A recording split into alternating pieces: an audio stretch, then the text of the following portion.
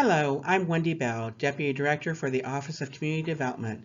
Today, our Environmental Review Officer, Kirk, and I will be covering the eligibility threshold of low to moderate income. Establishment of the low to moderate income threshold follows the process of HUD's CPD Notice 1902. Each application must include documentation that the proposed project will benefit at least 51% low to moderate income persons, or LMI. Those projects benefiting less than 51% LMI persons will not be considered for funding. As LMI is a threshold, not a scoring criteria, there is no benefit to having an LMI higher than 51%. Cities, villages, townships, or counties proposing a project within their corporate boundaries must first attempt to determine its eligibility using HUD's Low to Moderate Income Summary Data, also known as LMISD. LMI data for cities and villages can be found in the library on the Office of Community Development webpage. LMI data for all areas, cities, villages, counties, townships, and block groups can be found using HUD's LMISD web-based application. Information on how to determine LMI using HUD's LMISD and to access online tools can be found on HUD's website. Based on the type of activity, the grantee will choose a reasonable service area and then refer to the LMISD for an equivalent geography. Activity service areas should be reasonably delineated based on the intended beneficiaries of the LMA activity. The service area shall not be drawn to intentionally include LMI persons that would not benefit, nor shall it be drawn intentionally to exclude non-LMI persons that would benefit. Once the service area has been reasonably delineated, the LMISD geographies that most closely correspond are chosen. This graphic shows multiple geographies and a service area. We will be referring to this graphic as Figure 3 several times in this presentation. If the community data indicates the LMI is 51% based on the LMISD or Illinois places, then the project meets the LMI threshold and no further action is necessary. However, if the LMISD data indicates that the community has less than a 51% LMI, they may complete an income survey. If the data indicates a 42% LMISD or greater, or HUD's margin of error, or MOE, plus the LMISD indicated would enable the community to reach 51% LMI. In this case, you must survey all of the service area. As an example, Community A is 44.4% LMI and has an MOE of plus or minus 4.6%. The highest LMI survey could result is 49%. Therefore, it is not possible for Community A to meet 51% LMI, and they are ineligible to conduct an income survey. On the other hand, Community B is 44.4% LMI and has an MOE of plus or minus 8.4%. Then the highest LMI a survey could result in is 52.8%. Therefore, Community B could possibly meet 51% LMI and is eligible to conduct an income survey. If conducting a survey, you will only need to survey the service area, but you must survey all of it, regardless of how much area the project covers. To illustrate this by using Figure 3 again, you will need to survey all of the area contained in the blue circle. There are some special circumstances. If the project is confined to a smaller area inside of a city, village, township, or county, and the community does not meet 51%, LMI may be established utilizing census block group or multiple contiguous blocks if the project is contained therein. If a singular census block reaches 51%, then there is no need to survey. If it reaches 46%, or the margin of error identified by HUD would enable the census block to reach 51% LMI by conducting a survey, you may survey the service area. If the project covers multiple census blocks, use the low to moderate income blending worksheet in Section 3, Part J, to calculate the percentage. If the calculation reaches 51%, then there is no need to survey. If it reaches 46%, you may survey the service area.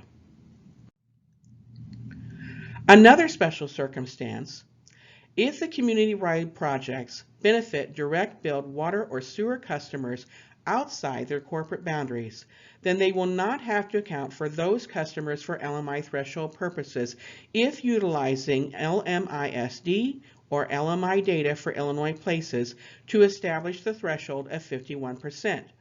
This is because they are likely already included in the data. However, if a survey is being utilized to establish LMI, they must be included in the survey.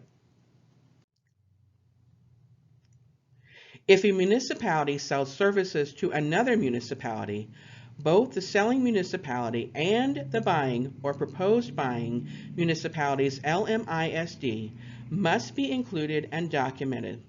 If residents along the route between the selling and proposed buying municipality are to be hooked up to the line, they must be surveyed and their data included in the above calculation. The overall HUD census LMI benefit for multiple geographies is determined by the following formula. Total low moderate residents of all geographies divided by total population of all geographies multiplied by 100. This will give you the accurate low to moderate income percentage. This chart illustrates the calculation. In this case, you can see that Block Group 1 has 375 LMI persons and 600 people in the population. That means they have an LMI percentage of 62.5%. Block Group 2 has 1,500 LMI persons and 3,000 in their universe with only a 50% LMI. However, Block Group LMI does not have to meet 51% if beneficiaries are reasonably delineated in the service area. Therefore, the LMI persons, which total 1,875 and the universe of 3,600, when completing the calculation equate to 52.08%. There is no rounding to the calculation. As you can see, this project would be eligible.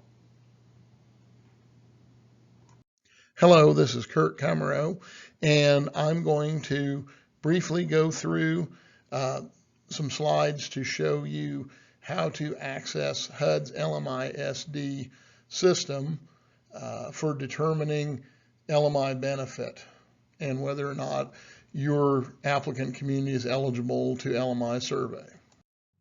Unfortunately, not being able to do a live presentation, I can't give you all of the features. However, the first point on the HUD LMI-SD system is to use the layer feature, which looks like a bunch of sheets of paper stacked together in the upper left. Sometimes it's on the upper right, depending on your screen size.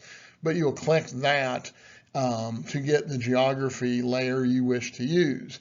And you can either use block group or the LMISD by place, which for our purposes would mean a municipality or a census designated place, CDBG, which more than likely in Illinois was a former municipality than unincorporated. And then the county could be their application sponsor, or you can choose the county LMISD numbers. But the first layer on this example is the block group. Our first example is combining census tract block group data for the LMI for two different census tract block groups. In this case, the first block group has an LMI of 76.47%. Following Wendy's guidance earlier, that projects in that census tract block group would be eligible in and by themselves. Block group 2, however, only has an LMI of 45.71%. So projects in this block group would be ineligible for CDBG assistance by themselves, just inside this block group. As Wendy explained earlier, we can't just average the LMI percentages for each census tract block group. We have to go a couple of steps further in the calculations. So once combined, the two block groups would be eligible for projects occurring within either or both of those block groups. Not within either, within both block groups or in block group 2 by itself. The next geography on the HUD LMISD database is the place, which is the second drop-down box from the layers. As I explained, places to HUD mean incorporated municipalities, meaning cities, villages, or towns like the town of Normal, or census designated places like Adair, just outside of Macomb, Illinois, in western Illinois. That used to be a municipality, but at some point disincorporated. Other states that might mean something else, but in Illinois it's generally a former municipality. And we've had projects in the past where a census designated place was the project area, and then either the county or its township applied on its behalf. So in this example, the city of Charleston, Illinois has a 63.05% LMI percentage, so any of our projects would be eligible within the city of Charleston, Illinois. Now, if you'll notice, we have a Coles County theme going on, and that's because Wendy is a native of Coles County who was raised next door in Edgar County, and then I lived in Coles County from when I was 6 till basically on and off till I finished college at EIU. So that's the theme for Charleston and Coles County. This is the part of the lecture I apologize for. We were able to do this live on a laptop a year ago in February at our workshop. However, we can only use the slides this time and just do a voiceover. So your first custom method of finding a project benefit area is to use what HUD calls the lasso, and in some places they'll have the block or the circle. But you can basically use your mouse, and click on a point and then go around it, and it'll lasso in all of the census tract block groups within that lasso for the purposes of collecting LMI benefit for a custom area. It's usually going to be more than one census tract block group when you use this method.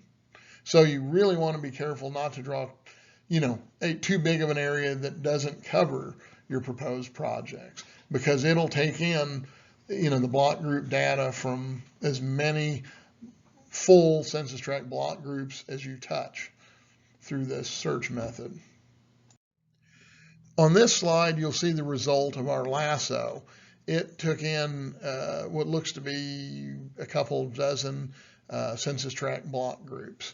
So to get the LMI numbers, both the LMI population and the total population of every one of those census tract block groups, you'll click the three little dots to export those data figures to an Excel spreadsheet. You'll make sure to use the LMISD by block group as your selection criteria, and then you'll click on export to the CSV file. The columns you will use to average the data, the low mod population and the low mod universe population are in two distinct columns on the spreadsheet, and there is a formula that we have available on our website for calculating, that on an Excel. But for the brevity of our workshop purposes, that's not included in today's presentation. If using the HUD LMI SD search results, either to demonstrate that your project meets 51% or more LMI, or to qualify your survey, your community for LMI surveying, using one of the methods we'll discuss below, you must include the HUD LMI SD search results printed from their website. Depending on the browser, sometimes it won't just print off of that. So a lot of times you'll have to copy and paste that onto a Word document and then just print that out. But please be sure to include that set of data from the HUD LMI SD database, and make sure it's got the community's name listed, that matches your application's community name. If you don't have that and we have to research that for you, your application will lose points. Generally, it's 5 points. Income surveys completed prior to August 4th, 2021 will not be accepted without exception, and would result in a finding of do not fund of the grant application. If the grant application were funded and the surveys are turned in for verification as part of special grant conditions and were found to be before that date, the grant would be do not funded at that point. Please use standard survey forms contained in Section 3 of the Program Year 2021 CDBG Application Guidebook. LMI surveys may be conducted as always by door-to-door and or by mail. Telephone surveying is not allowed. We have heard from HUD that some direct entitlement communities have done that or are allowed to do that. But for DCO, state CDBG grants, that is not an eligible form of surveying. Each household's data must be based on the household's occupants. That means who's living under that roof of that house or trailer or apartment. We really don't get into their status, just the number of people living there, on the day they're surveyed. You must include each structure's address, including if it is an apartment building, make sure and have separate apartment numbers, or if it's a condominium building, each condominium's address. You do not need the name or the signature of the occupant for LMI surveys for public infrastructure projects. And you will use the most recent HUD Section 8 income limits, which I believe that email came out late the first week of April. The applicant community must attempt to survey 100% of the households in the survey area and must receive at least a 75% response rate. We recommend getting that up to 77, 78% in case the grant is funded and the surveys are turned in for verification. Some are deemed to be ineligible survey responses. Again, you'll use the income survey worksheet contained in Section 3 of the current application guidebook. And your office or the community must maintain the survey documentation for us at DCO to verify the raw survey results if the application is funded. And again, we go through every household survey you turn in. And they have to be the originals you send to us. We send those back once we're done with a copy of the approved survey worksheet, with our calculations on it.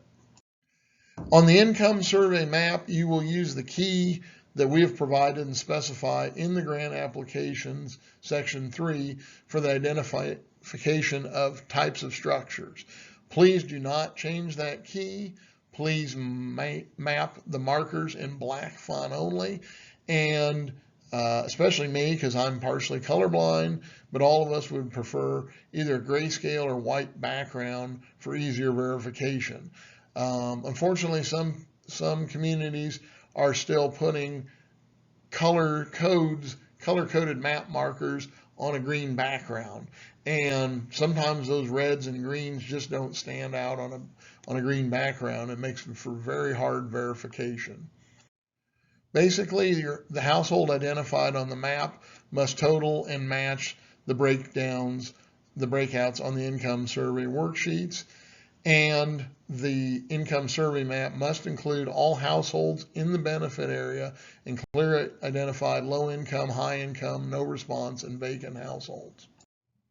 Wendy and I appreciate your time listening for our low to moderate income presentation. If you should have further questions, contact Wendy, or if you know who your CDBG Public Infrastructure Grant Manager is covering your applicant community's county, please contact them directly, and they will be happy to assist you with LMI questions, whether that is for LMI surveying or for using or determining how to use the HUD LMI SD database. Thank you again.